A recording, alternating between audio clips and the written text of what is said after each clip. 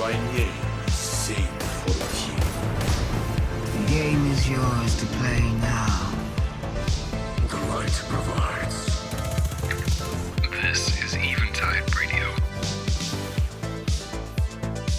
Hello and welcome back to Eventide Radio. This is a fan-made Destiny podcast where we have roundtable discussions about a variety of different topics concerning the popular video game franchise. At its core, this show is about having in-depth discussions about the game from a variety of different perspectives. I'm your host, Scotty, and with me are co-hosts Robbie and Rob today, and we are going to be taking the entire episode to dive headfirst into the brand new raid, Vow of the Disciple. So what that means is, before we get into this, spoiler warning for the new raid. If you care about that stuff and you have somehow managed to avoid spoilers for the raid, please turn off this podcast, go finish the raid, and then come back. So this past weekend, the Eventide gang jumped into VOW as part of the big World's First competition. Sadly, we did not end up getting a day one completion. After about I want to say 7.5 hours, probably sounds right. Rob and I called it a day at the second main encounter. But to start this discussion off, Robbie, you and others stuck it out for a little longer. How did your World's First weekend go? It was good. It was good. I think in the end, it's a bit of a mix, because what happens with a lot of teams, especially, and I don't know if you follow day ones, but it's rare for console groups to make it, right? Right. There's a few, obviously. There's even there's one guy who's on one of the contender teams usually, that he plays on PC but with a controller, so he's really an outlier. But most of the teams are definitely always PC, and that's because a lot of the strats that go on is switching exotics and switching weapons and switching things real quick on the go. And I think console players were not so used to doing that. That's true. Yeah, because it ended up being DPS checks. Yeah, but also just the load times. Now I just upgraded finally from a 1S to a Series S. And again, it's not the fastest Xbox, but my menu opens 1,000,000 times faster than it used to. So I can actually switch weapons kind of on the go and, not die in my menu. But yeah, we kept trying for a while. I think we got better at the DPS. The mechanics are not really the issue. And it's always been I think the contest mode didn't feel as punishing as it did, for example, on Vault of Glass. You were literally getting one shot by a lot of things, and on this one it didn't feel like that. It felt a bit more, I don't know, fair, even though obviously you are in contest mode, kind of in a GM situation, Yeah. But it was the DPS check that stopped our team, and I think once we saw the numbers, they posted them on the TWAV earlier today. We're recording this on a Thursday. A lot of teams just literally couldn't get past the DPS check, which makes sense, and that's why it's a DPS check, I guess. So, but yeah, it's fun, because in the end, I think we figured out the first encounter without having to look at other teams and what they were doing and all the stuff. And I kind of did the same for the next clear that I had after. They extended day one for 24 hours extra because, issues with the servers and a lot of errors, people getting disconnected and booted. But on the second day, I actually decided to not keep at it, because I thought I could get a team that could get past the Care Bear, but I don't think there was a way. I did see at that point someone do the last boss, and I was there's no way I'm gonna find people who's gonna stick around and do that from midnight until 11 a.m. or something. So I decided to spend my time elsewhere. But it was fun. I think it was a good one, and it's fun to see a new one that was complicated and had people figuring things out and people having to cooperate more than normal. And because Bolt of Glass was different, everybody knew what to expect. There were a few changes and some champions here and there. But in reality, people already knew the raid. They knew the layout of the arenas, and they knew kind of what to expect. And so this one had a very different feel, and I think everybody was super excited. Yeah, it was very exciting. I had never done a World's First race sort of thing. I've never been in there day one. So it's, even if you don't make it super far, it is cool to be a part of that experience. And I think one of the coolest parts of doing a raid day one, probably the coolest part of it all, is just like figuring out all the mechanics and stuff and working together. I think that's a lot of fun, just not knowing what to do. And then the rewarding feeling you get having like gone in there at the beginning, having no idea what to do. There's no explanation, and then somehow figuring it out by the end of it. And then it's just a very, very cool feeling. So, Rob, what was your, what were your feelings and thoughts on the, on your world's first experience? Well, there's kind of two aspects to that. I won't go into one of them. I've talked with you, Scotty, a little bit on the side. Mhm. But my overall experience was it was not as crazy and insane as I thought it was. Robbie, you kind of talked about like I very seldom found myself getting one shot. It was definitely like you had to pay attention. You couldn't be goofing off.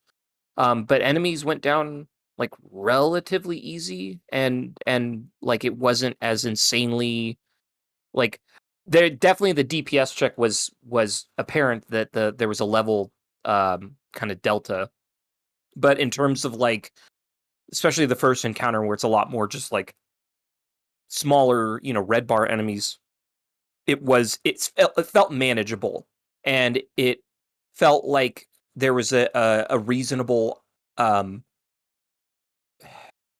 openness to be able to interact with the mechanics and try to actually spend time figuring those out without also having to juggle an insane like combat encounter as well. So I think it felt kind of well balanced in that aspect where it like we all had the opportunity to kind of explore the play area, go into the rooms, figure out what to do, without the constant looming threat of if I'm not pumping Gallahorn shots into every red bar that I see, I'm doing something wrong.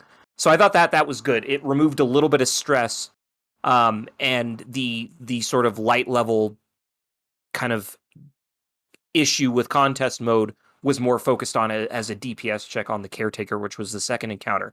Which I don't know if that's necessarily a bad thing or a good thing. I mean, we got through the first encounter in probably 5 hours? 5 hours, 5 grueling hours. Yeah, and we spent, we got to the Caretaker, and it felt pretty apparent that like we were going to need to completely reevaluate our DPS system when we got to the Caretaker, where it was like, man, there are 6 of us just pumping everything we got into it. We are completely depleted on heavy ammo, and we can't even get past that first kind of flashing bar section of his health. Like, oh man, this is gonna be rough. And I do want to say, I don't think you and I called it a night because it was like, oh, we're not gonna get past this. It was just like, I felt like we accomplished something as a group, and considering a bunch of us had never done day one raid before, it was certainly a thrill to kind of like figure out the encounters and go in there and have fun. So I enjoyed it. I enjoyed playing with you guys. I thought it was a blast. It was fun to live stream, and kind of just go through that experience. So I'm glad we did it. And yeah, I'm bummed out we didn't finish it, but I mean, considering it was kind of like our first time as a raid group, trying to complete a day one raid, I didn't have high hopes. And again, it's not like I'm doubting your guys' abilities or my ability. It's just we've never kind of done this collectively as a group where we've grinded out for 16 or 20 straight hours. And I don't think any of us really had like the fortitude or intent to do that, like some groups do. So all in all, I think it was a fun experience. I think we got to grow as a team. And I think it was a good positive experience overall. Yeah, I'm with you. I called it at that 7.5, 8 hour mark because, I was exhausted. I had stuff to do. And the problem is, you get to the Caretaker and then you're noticing that you can't, this DPS check is kind of insane. And I'm sitting there with like Gallahorn and my Argent Ordnance and stuff. And I'm just like picturing what the final boss is going to look like if we're going to have to like micromanage everyone's DPS setup the entire time.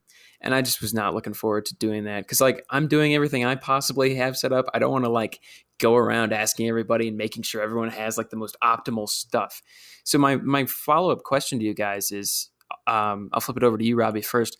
What do you guys think of these this DPS check system? Do you think it was too much, or do you think it was, No, fair I and think valid? it's fair. I think it's fair. Like, see, the thing is, like, again, for example, when I did Vault of Glass, right, we had a team. We ran preparation rates like a lot. We had people who were not with that, and I'm not saying it's wrong because I know you're like more casual player than maybe some of us are, right?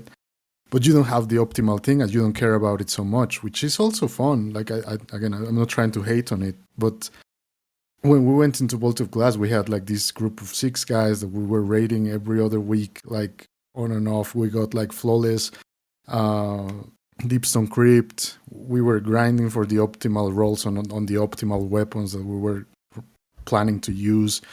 And so, like, that's some sort of preparation that takes you somewhere farther, right? Because you already know that you are going to be in contest mode. You're already underpowered. You need that.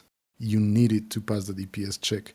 Which in the end, like, once you see it and once you get the mechanics down, is so...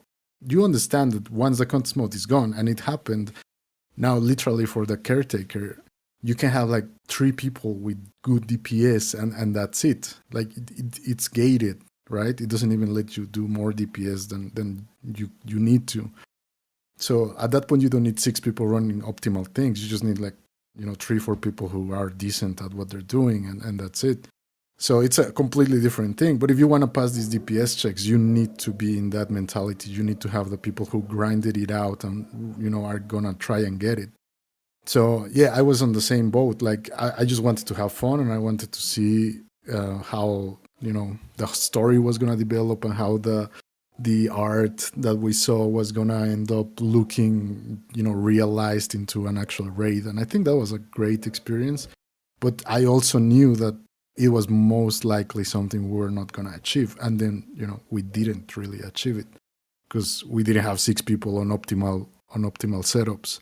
So I think, and that's why it's a race, right? I don't think there's anything wrong with that because it just lasts for a day. Well, this time it lasted for 2 days. Right. But that's the point of it, right? Like, if you really want it and if you really want to compete, you're just going to have to do it. You're going to have to grind it out. You're going to have the optimal setups. And those are the teams that get through. And then the rest of us just, to do it for fun, which is, I think, for me, also like a valid reason to hang out. Oh, 100%. Absolutely. It's a pretty awesome experience. I'm with you. Rob, what is your response to that question? Do you feel the same about the whole DPS check thing? Yeah, I mean, obviously it wasn't so egregious. I mean, if you look at the stats, there were on the 48-hour time span, there was 131,000 people that cleared the caretaker. So, like, obviously it wasn't that insane. And I agree with Robbie. I think if we really were going to be some crazy hardcore team, I think first of all we would have probably wanted to verify that we were going to be in it to win it and like fully committed to a 16-hour day. And I kind of told myself, like, look, if we kept going and we made it all the way to the end to the final boss and we were at like 8 hours or 10 hours, hell yeah, I'll keep going and like obviously we have that momentum. But when we were at like the 8-hour mark and it was just kind of like, I think it was getting close to calling it. But certainly, Robbie, I agree that there's a lot more that we could have done. We could have made sure that if we really, really wanted to do it in the first 24 hours, we needed to make sure that we could all commit to at least 16 hours or all 24 hours and be willing to like coordinate our sleep schedules and all that. And ultimately do a bunch of planning beforehand of like, hey, what's going to be everyone's DPS choices and what's your plan B and what's your plan C? And yeah, are you running Argent Ordnance and do you have the right mods and are you getting charged with light properly? And is there value in running volatile rounds or should we doing weakening effects? Like we could have done that, right? We could have met beforehand and done a bunch of prep and tried to, highly optimize our DPS. And we could have, like you said, Robbie, too, we could have spent a bunch more time kind of planning together and working together and doing a bunch of other raids together to make sure we've got that kind of like team synergy. And we didn't do that. And I think, yeah, like you said, there's nothing wrong with calling it a race because I think it is meant to be for the truest of tryhards. But I think all the same, at least it was set up so that a team who was willing to invest the time and try to work together could at least get through the first encounter in that first 24 hours pretty reasonably. The mechanics weren't so convoluted that it wasn't like slowly unraveling and working its way out as we were doing it. And it wasn't like an immediate DPS check where unless everyone's got that optimized team, you're going to be on that same encounter for 16 hours. Because I think that's also kind of an important thing to take into consideration. Is no one's going to want to play the same room for 16 hours straight. Like you got to give some kind of carrot to chase. And so I think, and they've always done a good job of doing that, right? They've never made the first or sometimes second encounter too insanely difficult or challenging because it kind of dips your toes in there. Ultimately, that's to kind of introduce you to the mechanics and all of that. But I think overall it was set up well. I think it's appropriate and perfectly fine to have like high health DPS checks because obviously there was 131,000 people able to overcome that DPS check and succeed. So, good for them. They had that coordination. They put their heart into it in a way that we didn't, and I don't think there's anything wrong with that. And it makes me kind of want to, the next time we have another raid, kind of like reconsider that because we are still getting a previously released raid sometime this expansion, and I certainly think that we should try to do this again. And maybe this time around we'll have that kind of meeting or session the day before and kind of go over stuff and try to raid a little bit more together leading up to that point. And maybe we'll get through 2 or 3 encounters the next time, So yeah, no, that's what I'm saying. Like we did fairly well for being the team composition that we have. Also, because like even simple things, you don't even have to go that far. But like, and again, not to throw you into the flames, Scotty, but like he only has a hunter, right? Right. What if we for that fight needed an extra, Titan with a shield or with the banner shield or something, and then we don't have it? Yeah, that's fair. So like these kind of teams do that, and they will cycle out the classes even for the whatever requires in the encounter. But we didn't have that, and we don't have that. And so for this one, for example, we got as far as the DPS check without any planning, without any nothing. Just everybody just logged on with the character they wanted, with the weapons they wanted, without anybody like bothering anybody for like, oh, don't use this, use that. It was just for fun, and we got far, and I enjoyed it, and I think that's really great because you can see I had friends who were doing Vault of Glass day one, and they couldn't even open the door after like 3-4 hours. Right. Literally not opening the door, and that's the frustration that you were talking about just now, right? Like they were putting 3-4 hours into a thing without seeing a single drop, without seeing anything else except the outside, and that was frustrating for those people. I remember like hearing all the comments about that. So I think this one definitely gave you a better tease at anything. Yeah. That wasn't just like opening the gates to something bigger. And I think once you get through, like, and I know we had that moment, right? I still have like the Scotty's screenshot of looking at the distance at what then later we found out was like the last arena, the last boss encounter, like far in the distance with the worm. So yeah, we'll get to aesthetics in a bit. So let's not deviate too much. Because I really want to talk about the actual aesthetics of the raid in a minute. Absolutely. Yeah. So let's start off by talking about the encounters. And simply put, because this is a video game after all, outside of contest mode, is the raid fun to play for you guys? So Rob, what did you think of the very first encounter? Not even just the first main encounter, but how about that opening part where you're getting into that pyramid? In the swamp, the whole Louisiana thing. Yeah. I think it's funny that you're in a swamp and then the fusion rifle is called Deliverance. I feel like that had to have been intentional.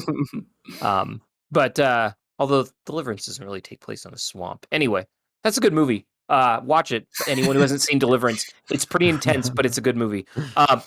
So I think it was cool. It's neat. Like we had all even kind of made jokes and predicted like, oh, wouldn't it be funny if the escort public event gets turned into an encounter in the raid? And sure enough, that's like how you open the door. I think it's great. Like people can solo it. I also think it's cool that they turn that into a pinnacle reward mission after the raid was completed, which is also kind of neat. It's anytime that you allow people to get into the raid areas and just kind of screw around in there. That was something that I think was a great addition to. Again, I'm going to jump back to D1 when House of Wolves came out, and there was missions where you realized that Skolas was trying to bring back Fallen from other time periods by like kidnapping the oracles, or basically he goes down in the Vault of Glass. And so you have a mission where you go down into the Vault of Glass and take out some oracles, and you take out some Fallen that have they're kind of nosied their way down in there. I think getting people an opportunity to play in the raid space outside of having to play a raid is always a cool opportunity. And I think it's cool that they added a weekly mission where you get an opportunity to go in there and do that. And you get a chance to kind of dabble a little bit with like light raid mechanics in the process. But I think the swamp, like aesthetically, that was really, really cool. The mechanic itself was not really any kind of reflection on the rest of the mechanics. But that opening encounter is kind of fun. It's a little frustrating that there's not any kind of reward. There is a secret chest that you can get, but there's not any kind of reward for like how long it takes to do that encounter. You think there'd be some kind of drop. Yeah, it's not hard, but it is time consuming. It is. And considering on day one, we got disconnected and had to do it twice. Also, like it immediately was like, oh my gosh, like I was like, and then we got booted to orbit a second time, and I was about ready to call it there, but fortunately, it gave us a checkpoint. Because I was like, I'm not going to do this a fourth or fifth time, like, yeah. From what I've talked to the folks in my clan, I think a couple of them had to do it several times. And so I'm glad we didn't have too much of an issue. But first encounter was kind of fun. Again, it's a cool just kind of like introduction into this, like because what the pyramid ship itself is like sunken into the swamp, and you really kind of get that feeling because you're like, where are we? You know, and then you finally get to the pyramid ship. You're like, oh, okay, this is awesome. So cool first. Absolutely. Robbie, what about you? What are your thoughts on the very first opening encounter? I think it goes by so quickly now. Like in contest mode, it felt like a bit more challenging, and that's also fair. We didn't know exactly what to do, right?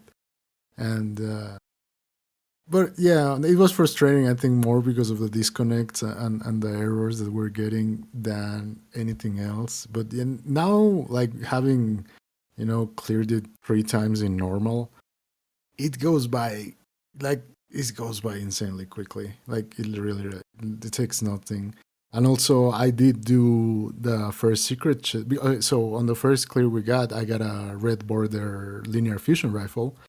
I got 2 of them, and then I ended up getting another one, and then I just went with my other characters, and one was already like 1350.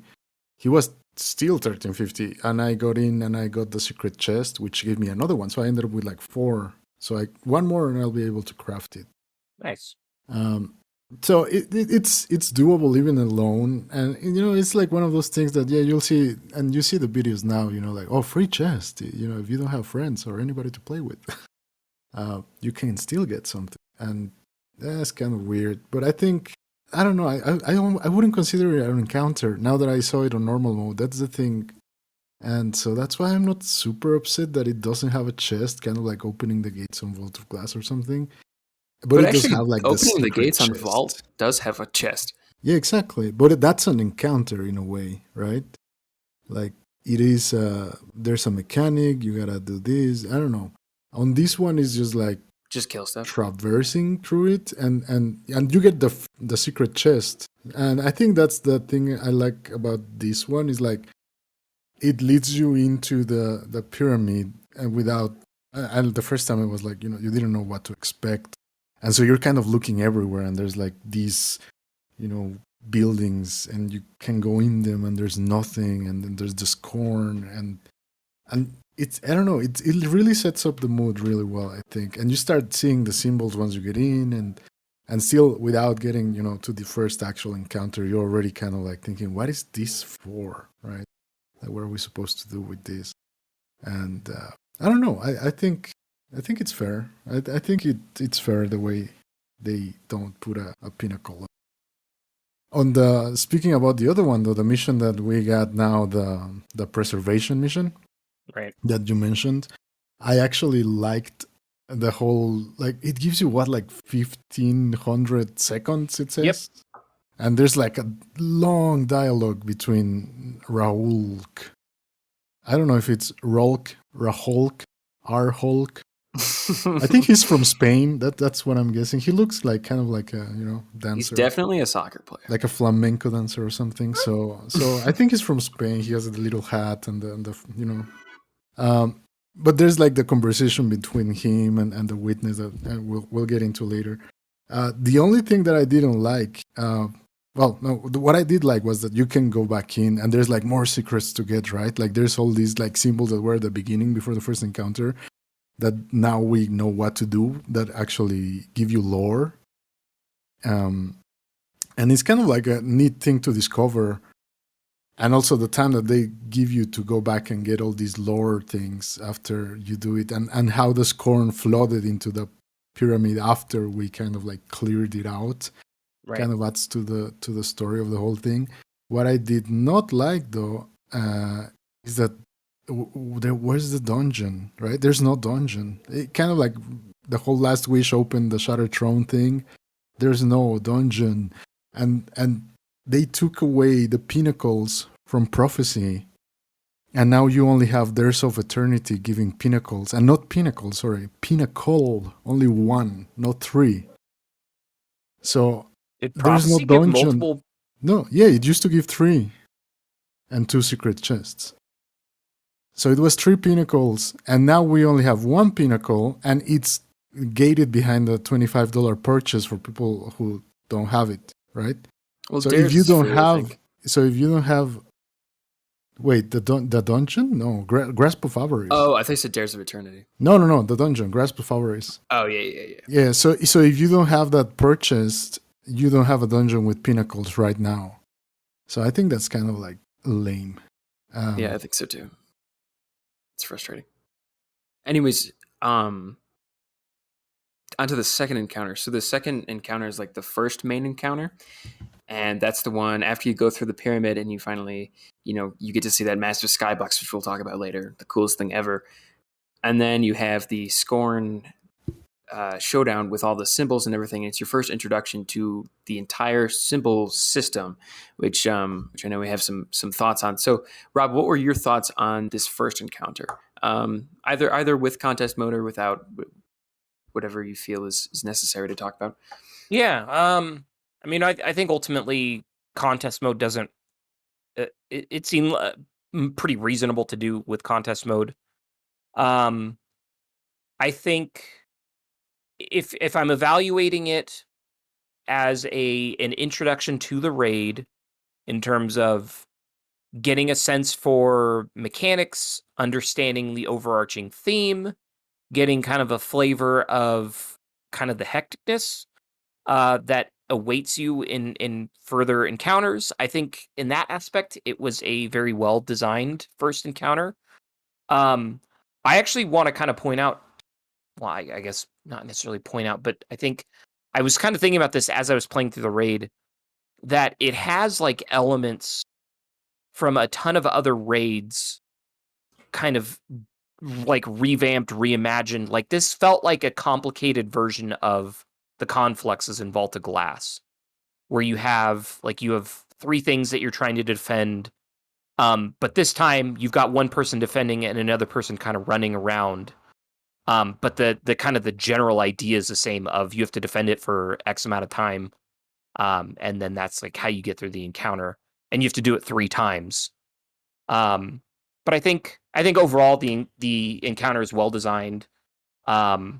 A good kind of first introduction to a raid. I think it was I liked it a lot more than like say something like Garden of Salvation first encounter. Like I don't really care for that encounter. So Oh, the vomiting harpy.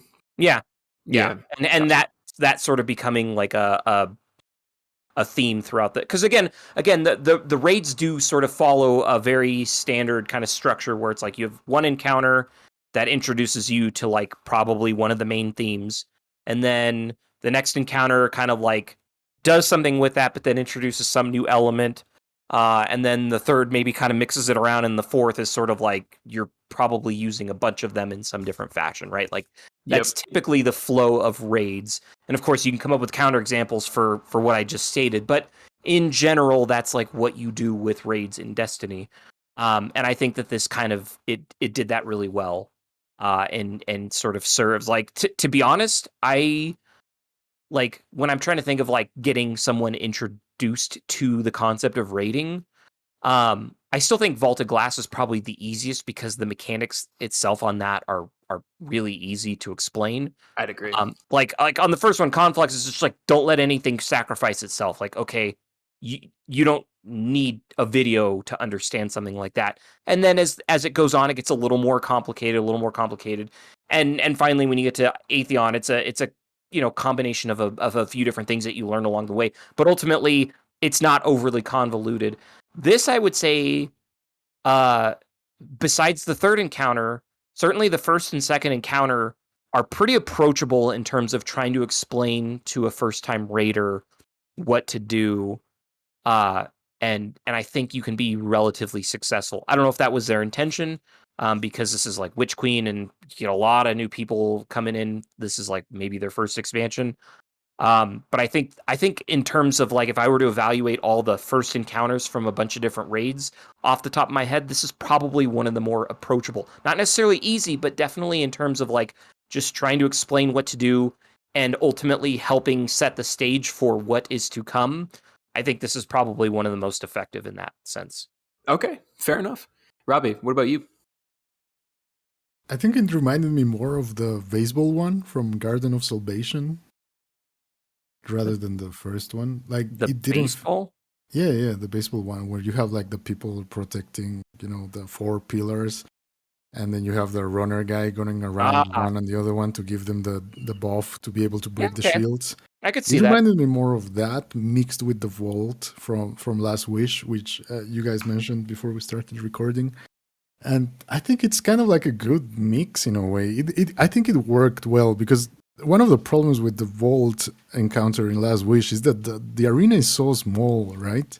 Yeah. And the funny thing about that one is that it's trying to teach people something that they never learn, which is the path on the last Right. encounter, right? And then you get there, and someone who's never done it, it's like, where do I go now? And then they're all lost. And it's like, you just literally went through here, right? Right. But they don't realize it. And Right. I think this one didn't have like those kind of mistakes where the overcomplication wasn't in something like that, right? Like you're gonna forget after two encounters or something. It was more like it was really straightforward. Of like, all right, we're giving you like these two symbols. You call it whatever you want, but if you aim at them, they tell you their own name, which I think was like a really good thing on Bungie's part to kind of like standardize the name of the things. Yes. And then have like people just have some experience, because again, like this is not a new game, and I agree with you that there's a lot of new people, but I think a lot of people who get into games like this have certain experience with other similar games, MMO-ish, and obviously first-person shooters and whatnot. Probably. Yeah. But so it felt like easy enough so that most people can get it, but not easy to the point where like you can just stand there and kill stuff. Like, because even if you're protecting, you still have to call out the room and call out which side you need, and still learn where the ads are gonna spawn of like the two locations that you're given, and be efficient and doing that so that you can still communicate what you're gonna need. So it puts it in a position where like you can still help people out and have them do something, and they still feel like they're contributing something, right? Like everybody feels part of the team. It's not like I'm just here clearing ads. Right. You know, so I really appreciated that, because that was something that we didn't get on other ones, where, like you said, you know, you can just bring someone to Bolt of Glass and literally don't tell them anything and still get through it. Right. No, Um, sorry, keep going. I didn't mean to interrupt you. No, tell me. I was going to say, you bring up a good point that I didn't think about, or I kind of maybe pushed to the back of my brain, but you're absolutely right in that. This is, so you brought up the I've never heard it referred to as the baseball encounter, but I totally get what you're talking Well, about. there's two sides on that one. If you play with No, I get European it, and people, they'll be it's a like big- 1, 2, 3, 4. But if you play with Americans, they'll be like base, first, second, and third. Right. Yeah. That's so funny. But yeah, you're absolutely right. And that's why I would even advocate that this is so good at teaching mechanics. Because even if you are taking the defender role, which is, you know, again, traditionally in raids, who you give the new person that task, they're still forced to interact with the overarching mechanic, and that is the reading symbols. And hopefully then by the time they get to the second or third encounter, where maybe they have to give a support role, they still recognize those symbols as like, oh yeah, that's grief, or oh yeah, that's love, or oh yeah, that's, you know, Cuphead. Well, I'm still going to call it Cuphead forever. Yeah, everybody does. I But think, yeah. it kind of, it sort of imprints in their brain like, oh, I need to kind of remember these symbol names and call outs. And even if it isn't my primary task, there's a lot of opportunity in this raid for support people to still kind of contribute by helping call out symbols or remember symbol names or help shoot pillars at various times or shoot doors with those symbols. So I think you're right. It is always sort of injecting the mechanics in some way. And that I think was kind of an effective tool as well. So yeah, I agree with you, Robbie. So, on the topic of callouts and stuff like that, Rob, I know you were pretty upset with the whole symbol thing during the raid. Has your opinion changed at all, or are you still just not a big fan of like the whole symbol thing and the whole like Last Wish times 5 situation that's going on here? So I've definitely cooled off a little bit since then. I am still not a fan of how many symbols there are. I do concede to Robbie that like you can literally aim on them and it gives you the name. And that is one thing that is, I feel, a huge improvement over Last Wish, in that there should be no ambiguity as time goes on in remembering the names of all of those symbols. Because again, the longer you're in those rooms, the more times you have to interact with them, the better you're going to be at remembering, oh, it's not Cuphead, it's drink. And it's not guy with black hole in his chest, it's grief.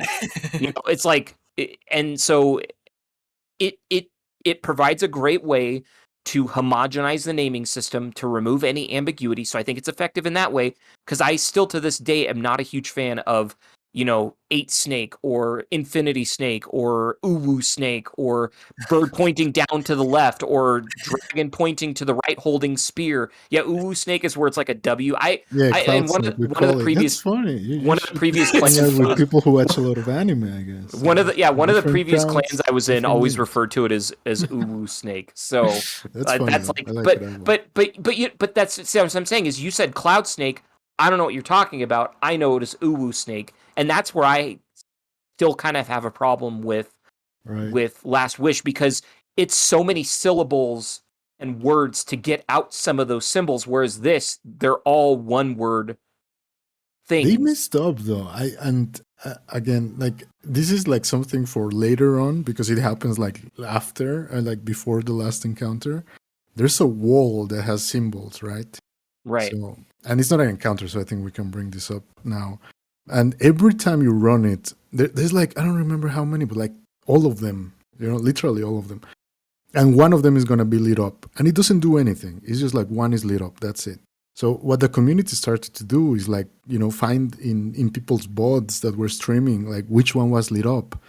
And now we have the whole thing. And it's like an actual phrase. It's like a story. It starts with like scorn worships darkness, and the traveler this and that, and blah blah blah, and then it ends up with like I think it's the traveler kill blank, Oh, and we don't know no what that one is yet. has no one has a run with that last one lit up. So I think it's just like something's gonna happen, and it's made that way. Like that one will always be blank, and it's a phrase. So I think they named the symbols like that. But I did notice that. Then going back to the symbols, the one that they called Scorn, everybody calls Forsaken because it's the Forsaken logo, and the one that they called Savatun, everybody calls Witch Queen. Like they tried, but it's not good. Like at some point, the community is gonna keep calling it Forsaken. It's just easier, right? And Ascendant Plane is too long to say. Yeah, Umbrella. So a lot of people better. still say Umbrella or Ascend or something like that. Yeah. So there's the thing, and then like you said, once you run it more times, because at the beginning that one is perfect. It teaches you 3 things: dark or light. Easy enough. Right. It starts with some doors, and then again, dark or light, which comes up like you understand that the pyramid and dark are the same thing, and then the traveler and light are the same thing. And it's like a whole storytelling with these glyphs, and the story in the end, like I said, it's written in a wall. So I thought that was like cool storytelling being brought into mechanics, and my only thing is like, how can I learn this in like 2 days? But like I failed chemistry because I could never learn like the periodic table, right? But periodic table is what? How 137 elements or something like that? This is 26. Okay, but I don't know 26 anyway. You know what I mean? That's fair. So, but so all of that to say, like as I think as time goes on, it will be better, and I think they did a better job of implementing.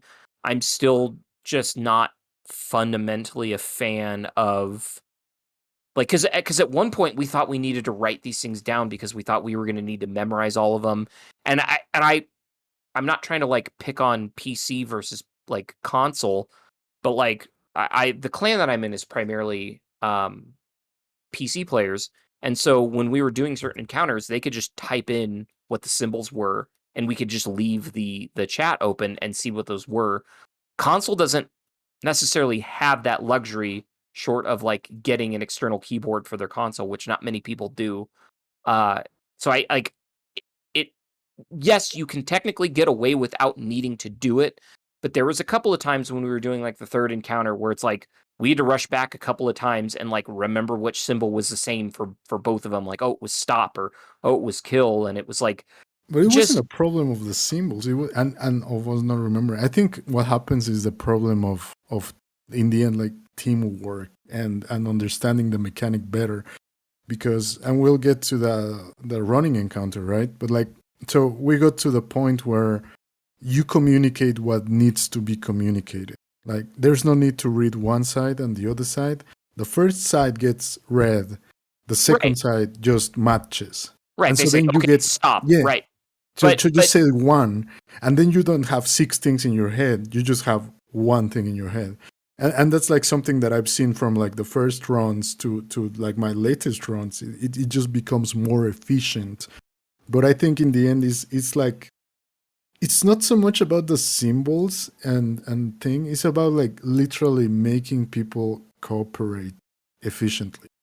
Yeah. And the more efficient they get, the less communication there is, and the faster things go. And it's been happening just like during the span of like less than a week, So like we've had runs from like 5 hours drop down to like an hour and a half now. Right. And people doing it in under an hour, even like flawless runs and stuff. So I don't think it's so much of a problem with the symbols as much as people need to run it more times and then understand that this is the thing that is important to convey to others. Yes and no. I still just I don't. I think sitting there having to memorize even 2 symbols. There was a couple of times where it became an issue, even though we did start to adopt kind of the idea where it's like one person calls out their 3, and then the other person can just derive what it is from that, right? Oh, stop or grief or kill, and then everyone has in their brain kill, but it still became an issue, and it always gets that like slightly hectic, and you're telling, oh, you got to go take out the knight to extend the timer, and then, oh, what was the first one? No one can remember. It became an issue enough times, and you're probably right. As time goes on, it will get easier, and you'll kind of learn those little tricks and methods. It just fundamentally, I'm just not a fan of that as a mechanic. It doesn't matter that it will eventually be easier. I'm not a fan of it. That's what it comes down to. Is I think just having a butt ton of symbols to constantly have to interact with isn't interesting to me. I think the encounters themselves were interesting, but the overarching theme of memorizing all these symbols and calling them out constantly and having to shoot pillars with the symbols on there, that wasn't interesting to me. And I don't think it ever will be. And it's not a mastery, in my opinion. It's just I don't find it interesting as that's how you do it. That's fair. I think I caught it the other way of, like, for example, the last encounter in Vault of Glass, where the callouts for the proxies that you need to shoot, right? They're always changing. But the encounter is basically the same. There's only 6 things that you need to know where they're going to spawn. And the order of them, rather, because you only see 3. And Right. I think this one, to me, it feels like it. I like the feeling that every run is going to be different. That I can't memorize that I have to go into this room first. That I can't memorize that this is going to be the answer to opening the door. That I cannot just run it without being on the microphone with other people, right? And having like a group experience. Like, I think in a way it is forcing you to interact with other people and make it more of a sociable experience, but it's also giving me a variety in every run that I have. Because, like, for me, the thing I notice is that when it gets hectic and when you're, like, losing track of which symbols are being called out, is because something else is going wrong. Because hats are not getting killed, because someone died, because somebody needs a rest, because somebody didn't cleanse, because, like, it that's the thing that makes the communication deteriorate. But when those things go smoothly and when you have people that are doing what needs to be done, the communication flows so easily. But anyway, the run is still being, altered by this, so it doesn't feel the same. It gives me a bit of variety, and I like that. So I'm on the other side on this, but I do understand that for some people it's gonna be like, well, I can go into like DSC and run it with a group without microphones, maybe except the last boss. But and sometimes not even. I think you can even do the last boss without microphones. So I don't know. So here's my follow-up question to you guys. No matter where you stand on whether you like symbols or not, would you guys want to see symbols be used for a 3rd time in raids? No.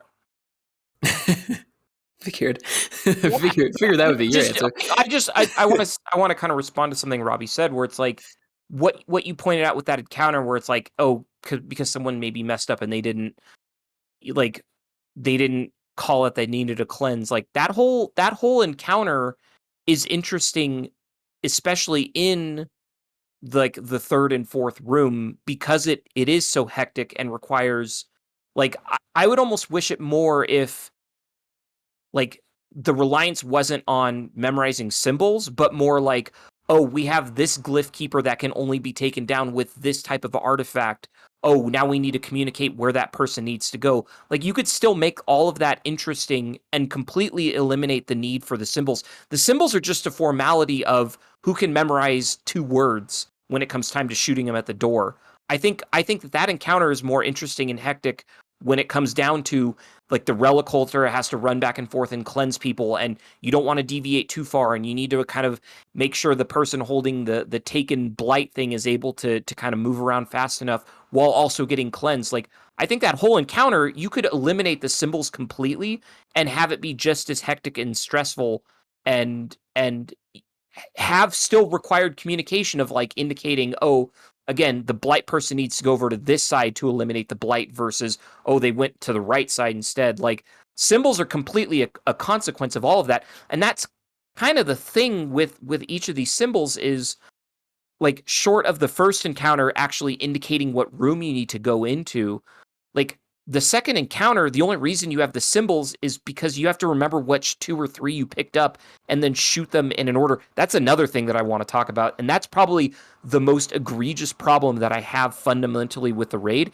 It's not the symbols, it's the time window that you get for shooting them on the obelisk pillars. I think it is way, way, way too short and way too unforgiving to the point where it like it's a problem. I have only one person shooting them.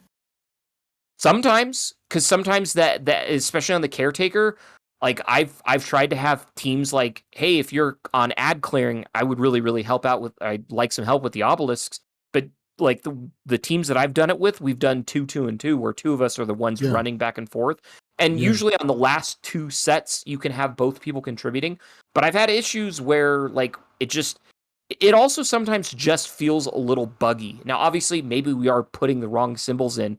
But there's enough times where I'm like, this feels wrong, and I don't know why it didn't accept mine. Like the window was too short, or I didn't shoot him fast enough. Like I don't know. I think that part of the mechanic is too unforgiving, and it's like frustratingly unforgiving. Where it's like the challenge should be remembering what symbols you picked up, not how quickly can you run around. Because what if you get unlucky and you have to shoot one on each face?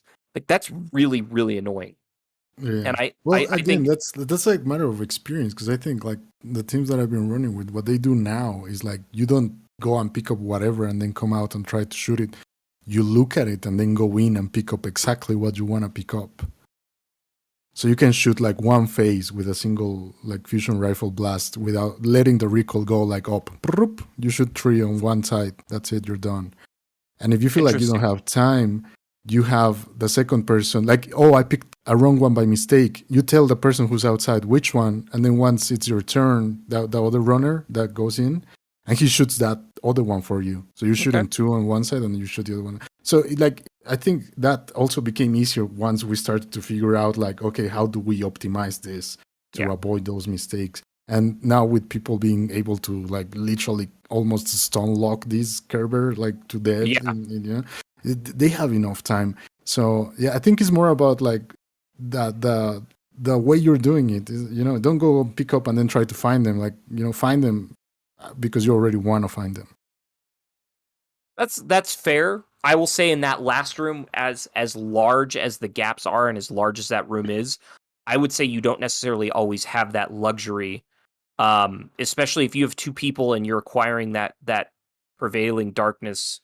I feel like it's easier said than done sometimes. I will agree with you that I have seen people stun the caretaker for a very, very long time, and it is kind of comical like how quickly the 2 pillar runners can fill like the obelisk, and it's like the guy's barely even made it up the ramp. So like I definitely I will say fundamentally this raid rewards mastering each of these mechanics in a way that like I don't know if I've ever really experienced before, where it's like, wow, you can really just like burn through stuff if you know what you're doing.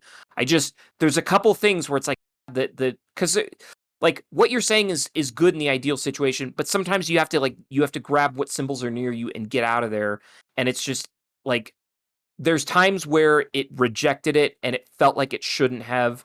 And you're second guessing yourself of did I shoot the wrong symbols, or is it just because the window's so stupidly tight that I missed it? So I agree with you. Those are good strategies. I never thought about doing it that way, and I'll certainly like consider that in the future. And again, that's another thing where you point out where it's like once you master these things, you can probably burn through them really, really quickly and a lot easier. But it's just, again, these are also kind of like take into consideration initial thoughts. Right. Now, I'll give you what you're saying, but I think a lot of it is about the servers. We've had like really weird issues, and a lot of people have said the same. I think even the Bungie managers have acknowledged some of this stuff on Twitter. Like also on the last encounter, when you need to get the laser on before damage phase. Yes, I've seen it. Sometimes it doesn't like there's invisible ones, and then they're in the wrong place. Like people see them in different places. Like there's even videos about like the boss dying in one place and like everybody seeing in a different place and things like that. So I think it's a lot of hopefully the hotfix from today will deal with a lot of that, stability. stability issues mostly that I think happens again with the obelisks. So I think that I will attribute to more of like a server issue of sync issue rather Could than be. yeah. Yeah. We'll have to see how it progresses, but yeah, I think like anyway, it's it was buggy the first day, and I feel like up until today, it was still buggy.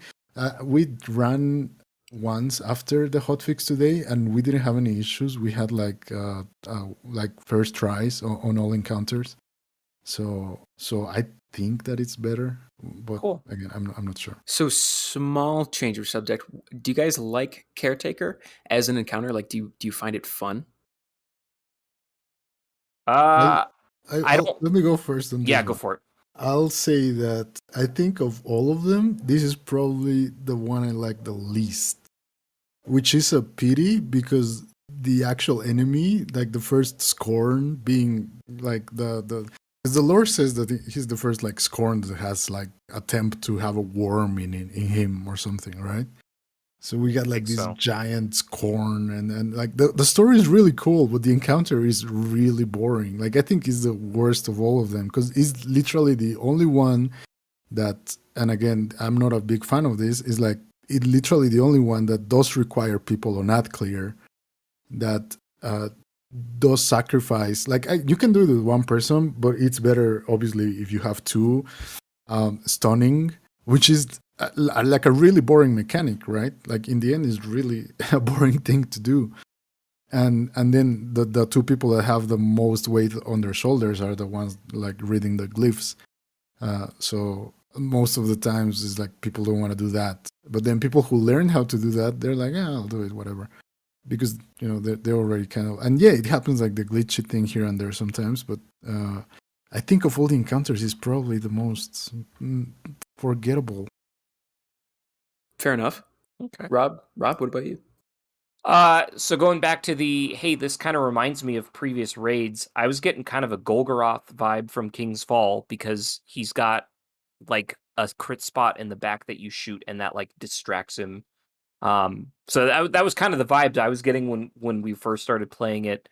I agree, it's not super exciting. I also really hate when you're limited on like DPS. Yeah. Where it's like you have to do 3 encounters.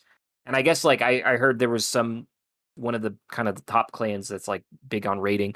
They were able to take him out in the first encounter or like first phase, but you still have to do all 3 of them.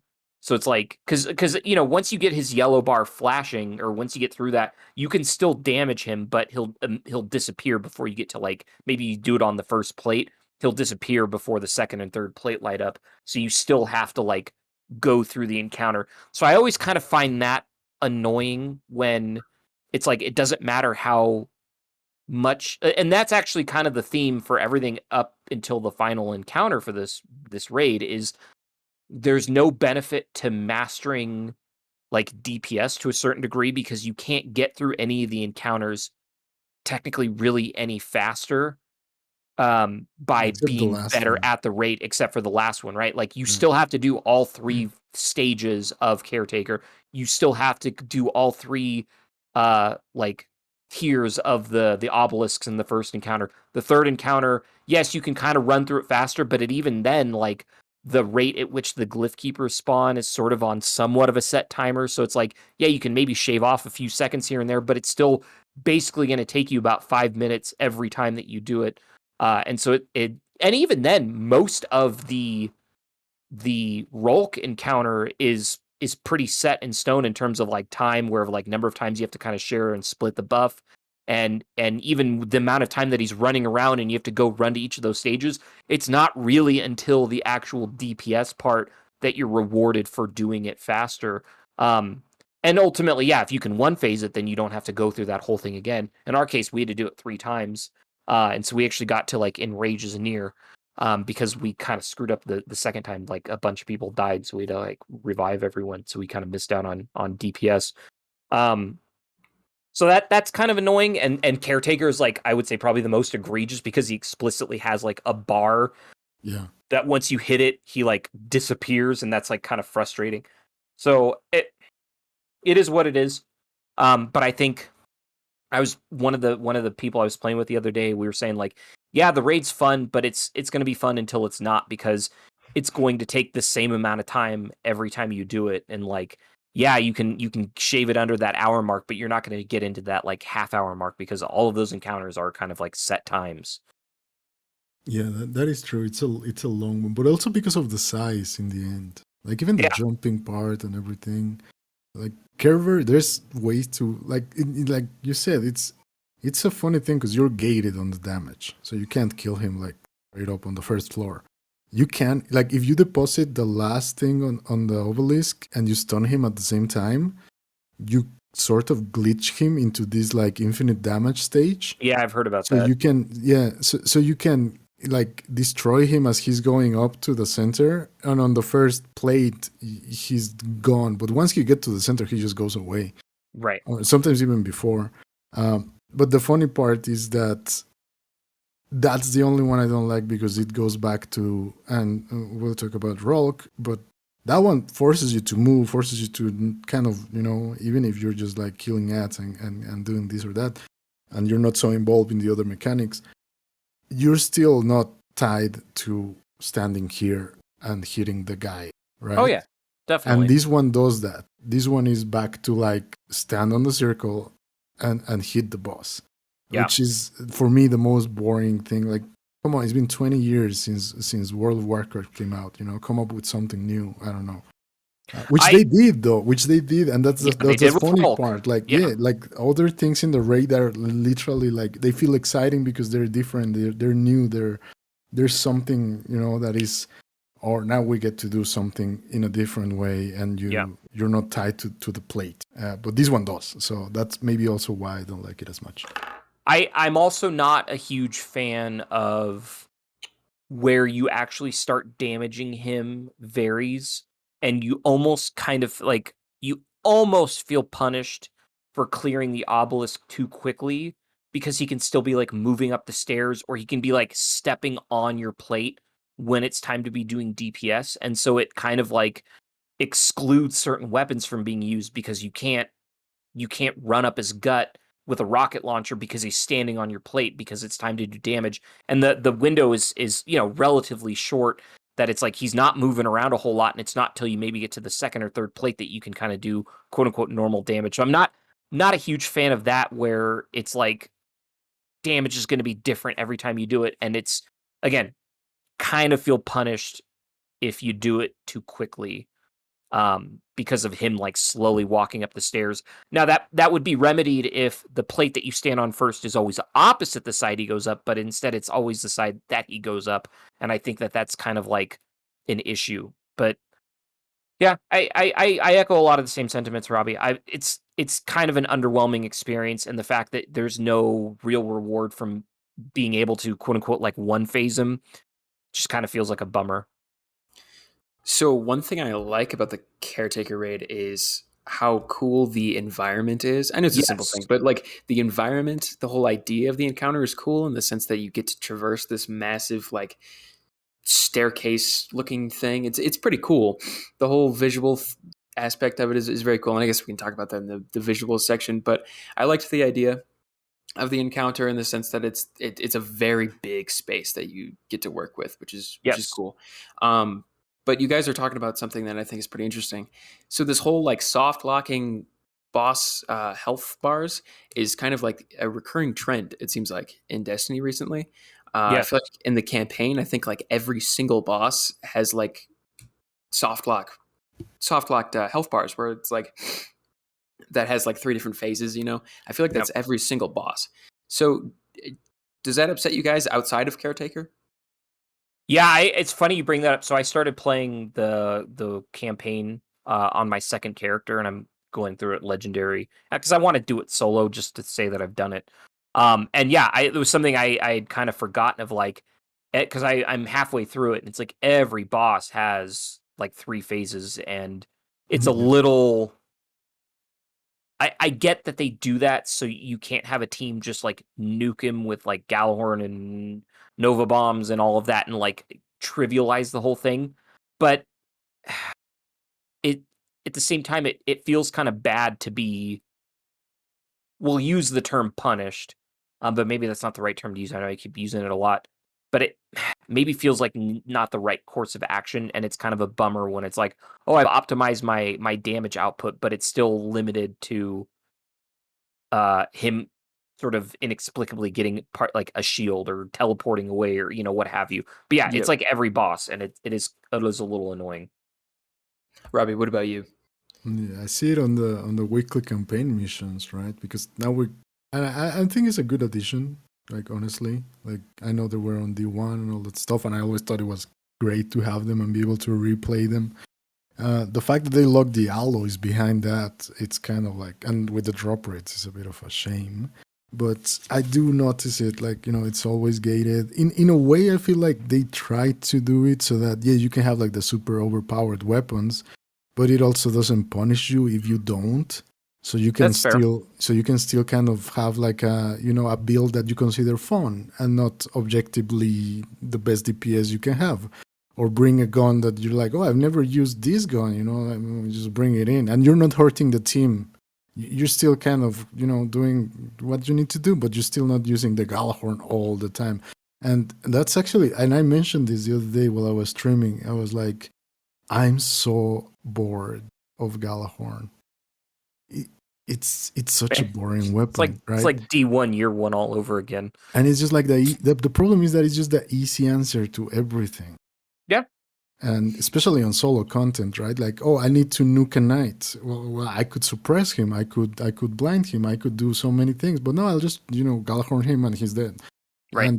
And so it just works out that way. And I feel like this is kind of them trying to answer this in a way of like, all right, now you can just run whatever you want and you'll still be fine.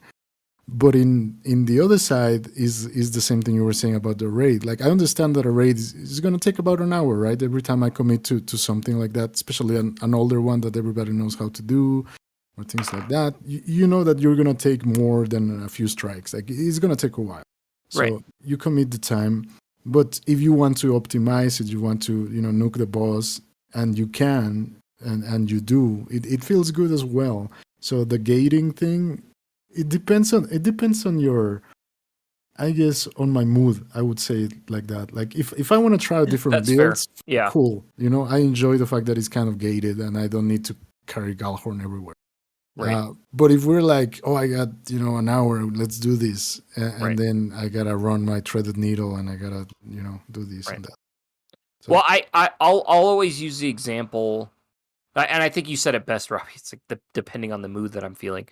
The best example I can always think of is the Warden of Nothing GM, where that whole final boss encounter is meant to have this kind of like, I would say, relatively tricky mechanic of like you need to hide behind pillars and any little barrier that you can find from like the fire attack.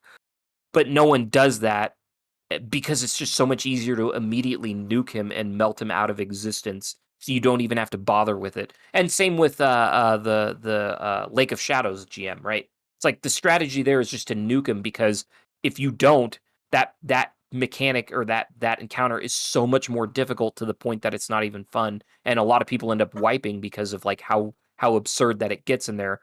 And so it's like, I think that's like a GM problem. And I don't mean to deviate too much, but like it's a bummer when you can just completely circumvent an intended mechanic, or like I just did the communion mission last night where you're on the pyramid in Europa, and that there's two bosses that each have three kind of phases where you have to like disable the barrier, and then like you can shoot them a bunch, and then you have to disable the three barriers again and you can shoot them a bunch.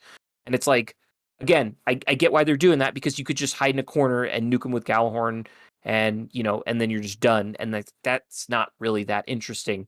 But I agree with you. Sometimes it's like it's a how you're feeling, because sometimes you just want to be done with it, and then there's other times like, oh, this is interesting. Hey, I'm encouraged to try these new mechanics, and especially with Void 3.0, it's fun to play with all these different like abilities.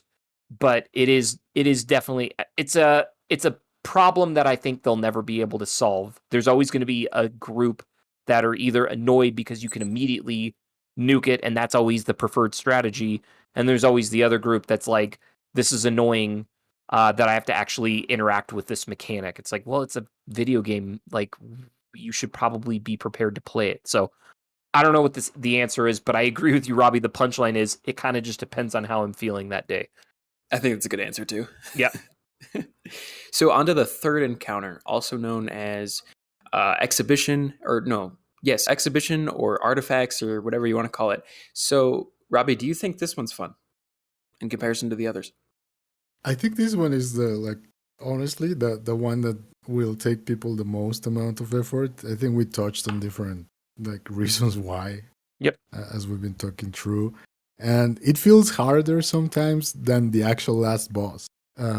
And that's not because of the difficulty of it, but just because of the team composition. I think this one's just gonna vary on your experience will vary depending on who you're playing with, which is kind of interesting. It can seem super easy on a run with people you have confidence in, and then if you LFG it, which I did without mistake the other day, let's get a second run today, and it was 2 a.m. and then we're playing with people who are with different connections and nobody knows what to do and nobody knows anybody, and then it was a big mess. It was fun, but it was a big mess. This is the one everybody's gonna remember. Remember in a sense that it In takes both longest. ways. Yeah. Yeah, gotcha. Because it will it will elicit frustration, but it will also bring friends together. I don't know. I think this is the one that gives you an emotional response, either good or bad. It will depend on your run. It affects you deeply. Yeah. This is the one that turns children into men, and yeah. In preparation for the final boss. That makes sense. Rob, what about you? Do you think this one's fun? Yeah, I think it's not quite like anything we've really had. I'm trying to think it's kind of similar to Vault, where there's a lot of people running around. But the fact is that it incorporates 3 artifacts, relics from various raids is also kind of a neat little like the first time that I did it, I'm like, oh, this is kind of cool, and you're even incorporating the ages from Vault of Glass, so you can cleanse people because there's darkness. I think that's really cool. I think it's a super hectic kind of crazy fight. I think there's definitely once I did it, I was I almost want to do it again, because I felt like I had finally grasped the mechanics really well, and it when you do get it and you have that really clean run, it was really satisfying. Again, the symbols are another part of it that I've already made my peace with and given my opinion, but I think the actual the layout of the room, I think interesting enough, the second to last room is the more difficult of the encounter. The last room is just kind of a big giant square with a couple side hallways. And it was kind of anticlimactic once we got through it. I was like, oh, we're done. It's that previous room where you have the 2 staircases that kind of split off and go up, and it kind of spirals around in an interesting way. That was definitely tough, but when we finally got it, it felt good. And I think that's the takeaway that I have from that encounter is once you get it, once you master the mechanics, once you kind of get that cadence down, it feels really satisfying to complete that encounter. So I think it's fun, it's neat. It literally incorporates aspects of 3 different raids all into one. It feels kind of like nothing else. Again, maybe closest comparison is Vault, because you're reading off things and having people run around with a relic to do a thing. But the fact that it was the most challenging part of the raid when I ran it the other night was interesting. That there was no boss, or there was no DPS check. It was who can clear ads most efficiently and how well can you communicate with the team. And I think that's really cool. Again, what makes a good raid? It's the interesting dynamic of coordination and combat encounters. And I think that this nailed it pretty well. Yeah. I think I would compare it with something and a lot of people maybe have played Final Fantasy XIV lately because it had a huge boom, right? And that was a really great example for this. And it's something I think I haven't seen on Destiny. So you have the character that we all know what a DPS is, right? So this is not a DPS check. This is what I would call a mechanics check. Yep. And that's a thing that we don't have in the game. And it was really interesting the way they incorporated it. Because like you said, if you had the mechanics down, it somehow becomes and feels easier. But also feels fun because, you know, the amount of enemies is insane enough, but not unmanageable, so that you're having fun getting kills and volatile rounds goes crazy boom. And, you know, it's hectic, but you know what's going on. Right. And it's fun.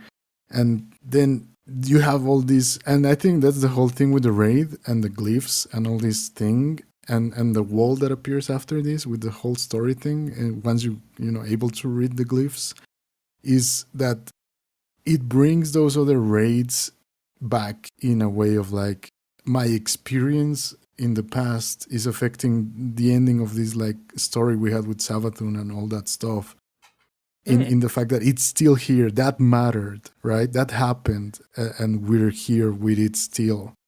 And then for new people that never play them, it's like, oh, now when they do Vault of Glass, they know how to use the relic, right? Right. So it kind of works both ways, and I love that. It's like the whole mechanic thing. They're taking, you know, it's like a best album mixtape here. And that's what I'm saying. Is like parts of every part of that. Every encounter had elements that felt like, oh, I've done this before in some manner. Like I said, Caretaker had like a Golgoroth flight feel to it by having to like steal his gaze, so to speak, by shooting his back, you know. And it's like that was kind of cool. Like you said, yeah, you put it best that it's kind of like a best of, and it was fun to kind of just run through and get kind of flavors of all of that. So I haven't played the raid since my world's first attempt, but from what I'm hearing, to summarize your guys' thoughts, this sounds like a very successful raid encounter. Because one, it elicits a emotional response, and it is rewarding to figure out the mechanics and figure it all out and then successfully complete it. And there's like a skill gap where you can like effectively reach a certain point where you're doing it well and stuff like that. And in the sense that like DPS checks can't really do that when it's gated like that. So it sounds like a very good raid encounter, and then I personally, after you guys have talked about it, am excited to try it. Yeah, I think, and we kind of alluded to this before we started kind of diving into the podcast. It, like, everyone has to participate eventually, especially because the last two rooms, because there's a cooldown from using the artifact that you either have to use it in the last room or you have to use it in the second to last room.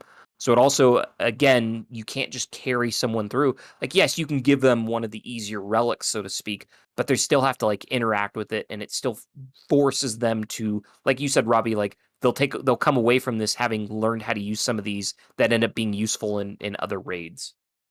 So, yeah, True. I think it's a good kind of all-encompassing kind of epitomizing of a good raid encounter. Cool. So on to the final grand boss encounter, Rolk, the disciple of the Witness. I believe is his subtitle. Right. So, Robbie, we'll start with you. What were your thoughts on this final boss of Vow of the Disciple?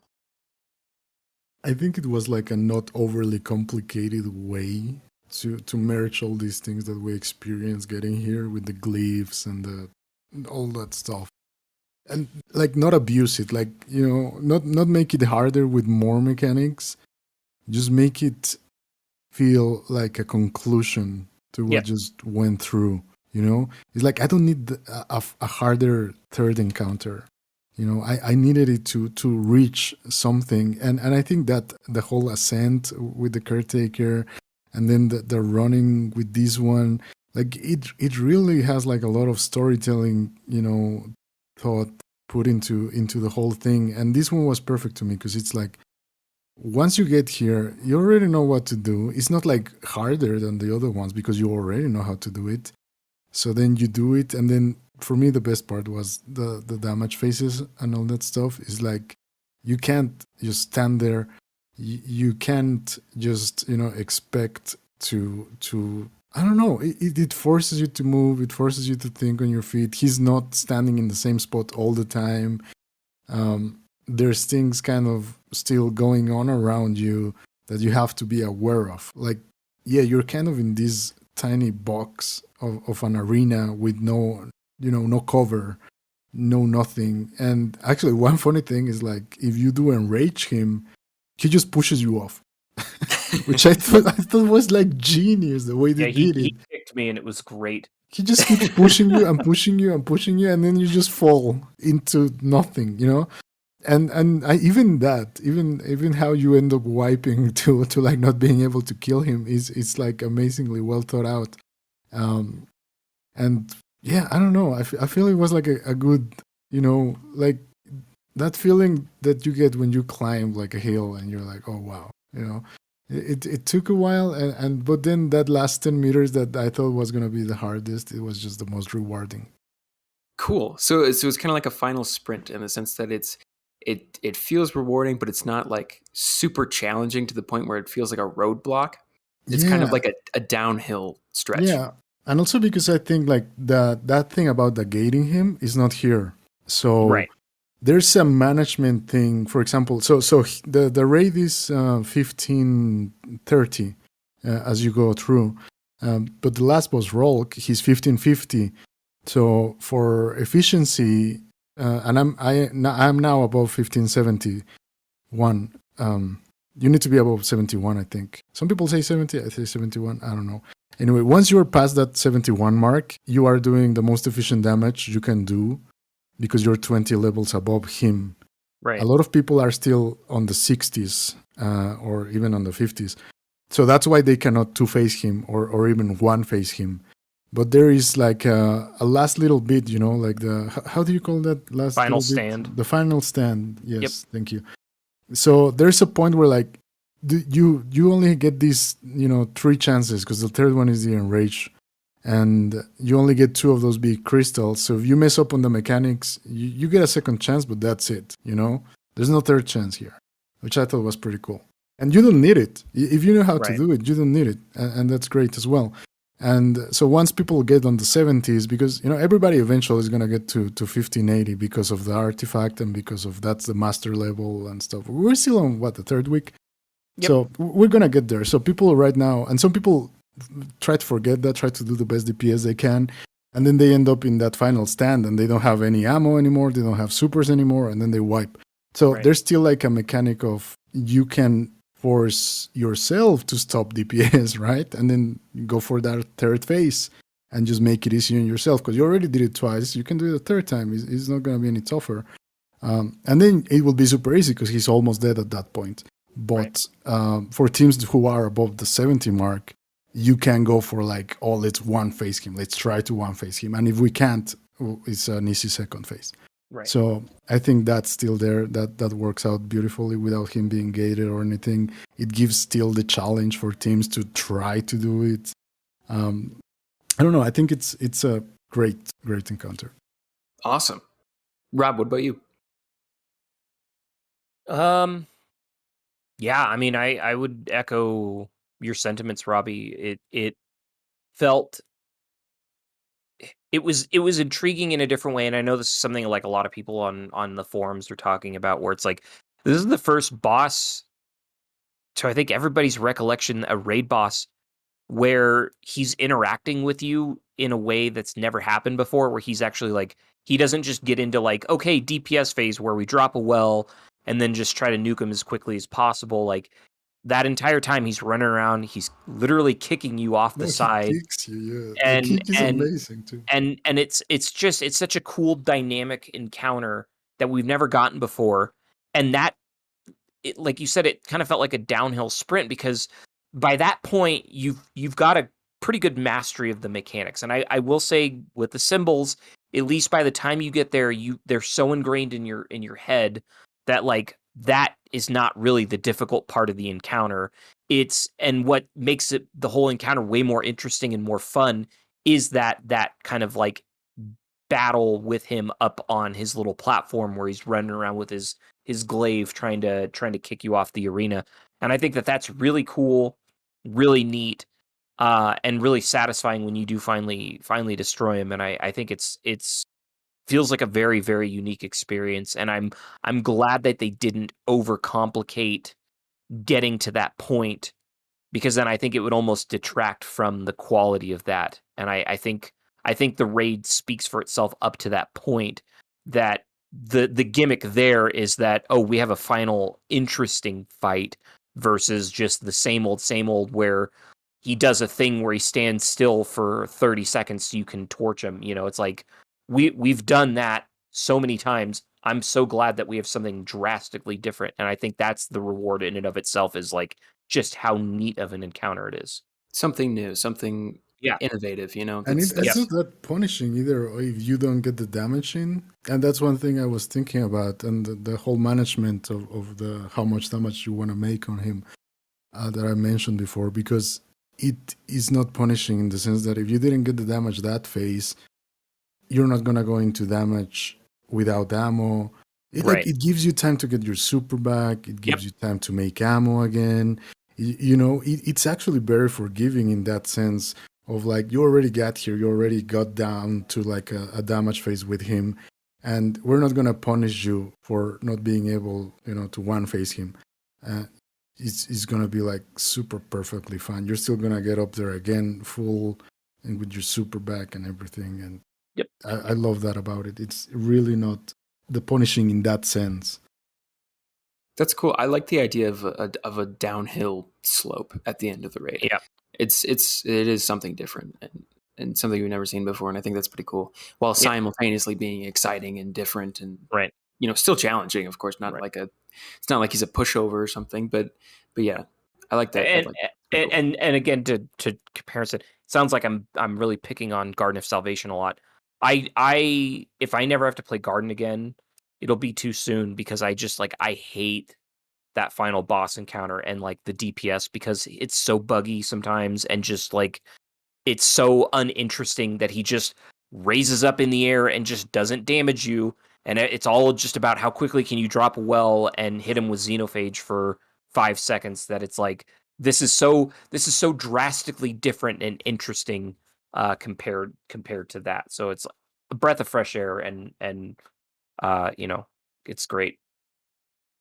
That's pretty awesome. I'm excited to play this. I really wish I've gotten a chance to jump in there, but this sounds really cool, and it's nice we have another big legitimate raid that's like, up there with the big guys, and is exciting and new and different, and it's always fun to see Destiny innovate in new and exciting ways. So speaking of innovating in new and exciting ways, the story and the visuals are pretty significant, because this is our first foray into a pyramid that's hostile towards us. So this is our first legitimate pyramid experience. We've only had brief moments in pyramids before, like the one in Shadowkeep on the moon was like that simple Beyond mission. We barely got to see anything in there. Communion, we got to see a little bit more, and now with this new raid, we got to see a lot more. And this is a hostile pyramid, as Mara says. So what did you guys think of the visuals? Because the first thing that I this was the thing that made me want to go in and turn off the HUD and take screenshots of everything, because I remember the first moment I walked through that first encounter, or got to the first encounter, and you walk through that door past the exotic quest symbol room with all the things on the walls, and you walk past and you see that big skybox, the worm, and the boss room and stuff, and I was like, wow, that is one of the coolest skyboxes I've ever seen in the game. And I ended up taking some screenshots of that and everything. It's just it's super cool looking. So Rob, what did you think of the visuals overall?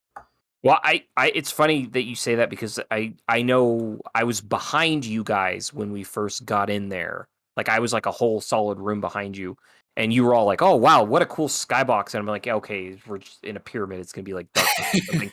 and it was I was not prepared for what that was, and it was just what and it was just still mesmerizing. And I absolutely love in the mission after, when you go in there, that the worm god that's there is no longer feeding, but it's all the kind of the fire, so to speak, is extinguished, and it's all dark around it, and the kind of the root that lights up on the side is also just no longer lit up, and it's just it is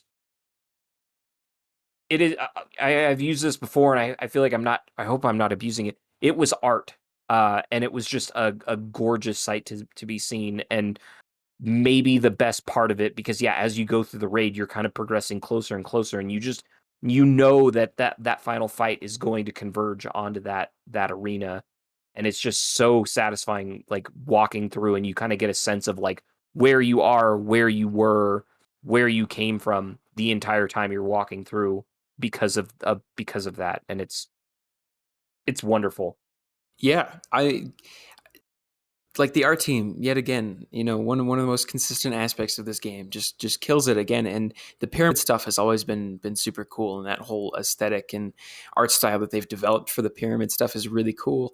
And being able to see just so much of that weird, I don't even know how to describe some of the stuff that they like the aspects of the darkness design. Like the weapons have like the weird spiraling like polygonal thing in the middle of them, and it's just there's a lot of really cool freaky stuff in there. I think the boss design is insanely cool, like the fact that we're finally getting to see a like a real darkness character finally. Like I've made fun of the Witness before, and I think that there are some issues with that design, but I think Rolk looks insanely cool and intimidating and different and weird, and like something we've never seen before. I mean, even outside of Destiny, it's a very unique looking character design, and it's unsettling and unnatural, and that's exactly what they had to do with this darkness stuff, and I think it looks awesome.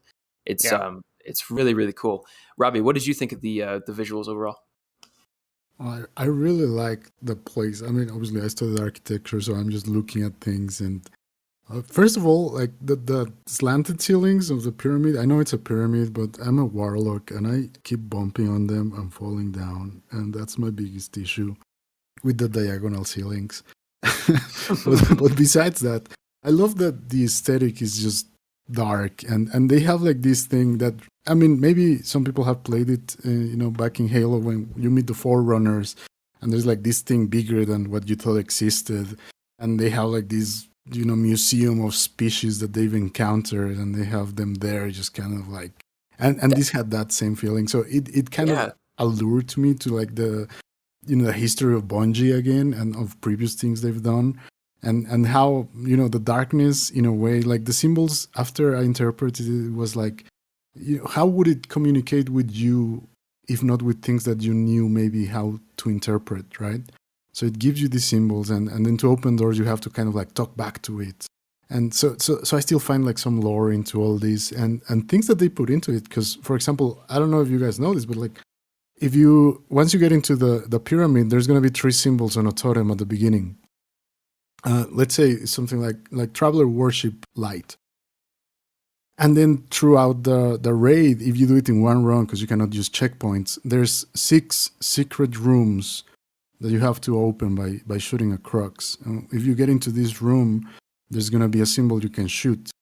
And you can either have the symbol or you can have the null blank symbol. If it's not one of these 3 ones that you had at the beginning, you leave it in null. And then once you get to the last boss, the pyramid rewards you with an extra chest with a guaranteed red border weapon, right? So there's all these like secrets and secret rooms, and talking to it, and it talking to you, and you having to kind of like, interact with it in like non-verbal ways that are like really interesting, like aesthetically even interesting, as someone experiencing a space. Because I know it's a video game, but still, like, I don't know you guys, but when I play, I kind of, you feel the space around you, right? And it's kind of the same way architecture works.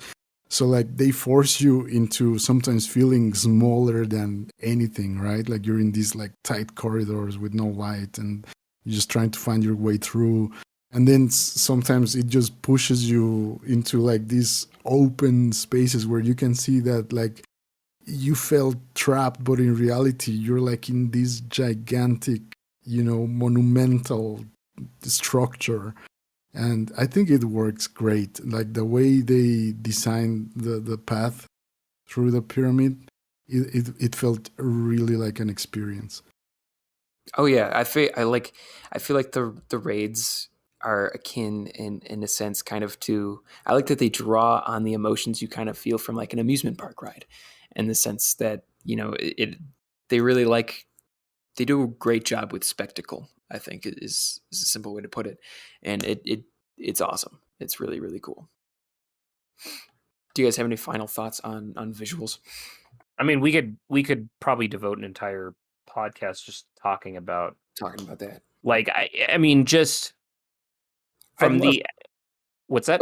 I was just gonna say, I would love to. I'm looking at like ArtStation and stuff, and there's just so many talented people who have like worked on these incredible like pieces of art. And I am no graphic designer, but I would love to like talk with them and be like, dude, what was your thought process? Like, how did you make some of this stuff? It's really, really cool. Well, anyways, continue. Sorry. It's just starting like the opening, kind of the opening where you're in the swamp. And again, this is all still like we're in Savathun's throne world. And you finally get to this pyramid, and then it's like it opens up once you get inside, and you're not even sure if it's like the kind of like clown car thing where it's like the inside is actually much larger because you're space magic. It's much larger than the actual outside of it, so to speak. And it feels like it's unending, and there's secrets around every corner, and you just want to keep exploring. And we talked briefly about the communion level where there's that kind of idea where like the pyramid's like responding to you fighting the Cabal in there, and like Eris makes that comment of like, why is the pyramid ship kind of like interacting with you? And it's like, well, because you're like a finely honed, sharpened weapon that's like worthy of being part of this. And like sort of the idea of like, oh, we're sort of invited into this pyramid ship because it's like they want to see what we're capable of, and it's so impressive. And I'll kind of be also the nerd in this aspect of like, we've been getting, even before D1 launched, we've been getting concept art involving the pyramids and like those statues. And this feels like a new step and a new stride for like the Destiny franchise of like, wow, we fought like the closest thing now that we have to like the quote unquote like true darkness and like the Witness. And this is an enemy type that we've never experienced or fought before, this Rulk guy. And like, this is like, I walked away from this raid just being even more excited for what's in store for the rest of this franchise. Like that's like the meta sort of takeaway I have for this whole thing is like, what are we gonna do next? Like this seems like what we've accomplished in defeating this disciple of the Witness, and like, where do we go from here, man? Because this is insane, and it's getting even more insane, and it just like, it feels like we're even, like you said, Robbie, like we're so small in this giant world that's becoming even more and more like just overwhelming in scope and scale. And it's such a great feeling to see where this game is going to go. And I'm just like, I couldn't be more excited. Yeah, I think my takeout of the whole experience, going through the campaign and everything up to this raid, it's like, I feel like in order to have like a great beginning of something, you need a great ending, and this gave me that. So I'm happy. As like a conclusion to like the Savathun story that to a lot of things that we were kind of like, even, and this is a joke I make, but like the hidden and the psyops from like the Cabal, like, so we were Vanguard, but then there were like heathen guys that are better than us, better guard. I don't know. It's just like, it's basically like Destiny Black Ops, Mm-hmm. Exactly. It's kind of interesting. So that's about all the time we have today, folks. So thank you guys for stopping by and listening. Thank you, Rob and Robbie, for hopping on and chatting with me as always. And we're looking forward to seeing the future of Destiny, of course. And we'll see you guys all next week. Bye. Ciao. You can put this voice recording away and go on with your life, because you and I both know you'd have me yapping in your ear for the rest of your days. Want to further the discussion? Get in touch with us at any of our Twitter handles, all of which can be found in our podcast description.